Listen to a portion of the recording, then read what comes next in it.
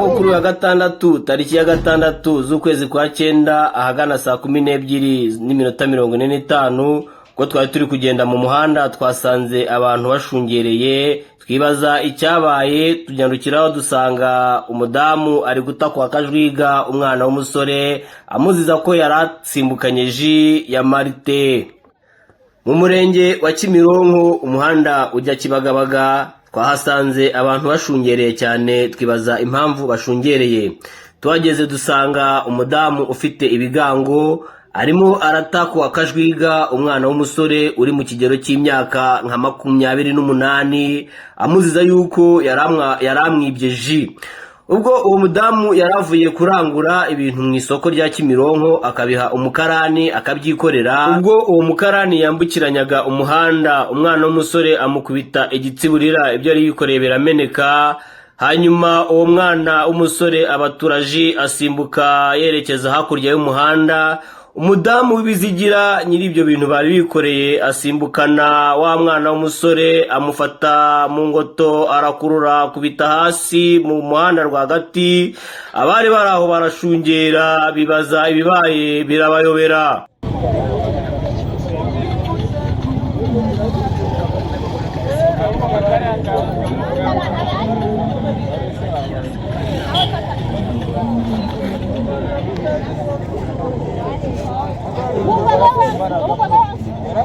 Umugore afite imbaraga amukweza mu muhanda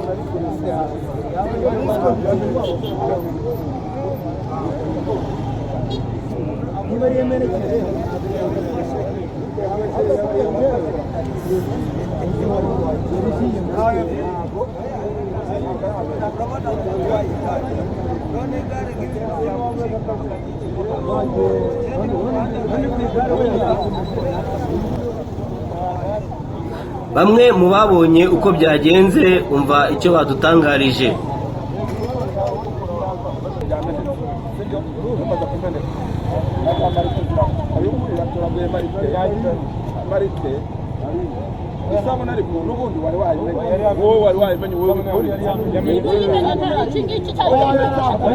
Nubwo byari bimeze gutyo umudamu we yari yarubiye ukabona ashaka gukomeza umutakwa akajwiga.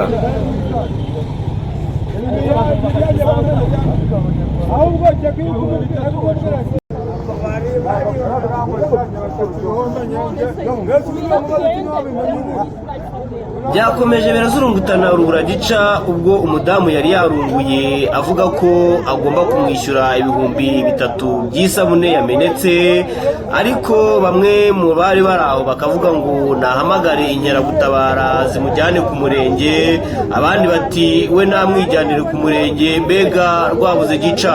Kubw'amahirwe tubona abashinzwe umutekano barasesekaye bahosha imidugararo yari aho ngaho, haboneka n'umunyempuhwe yishyurira uwo musore ibihumbi 3 by'isabune yari yamenetse, nuko umwana w'umusore akira atyo intambara irahosha.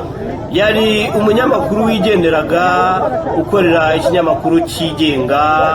Mwakoze kumutega amatwi.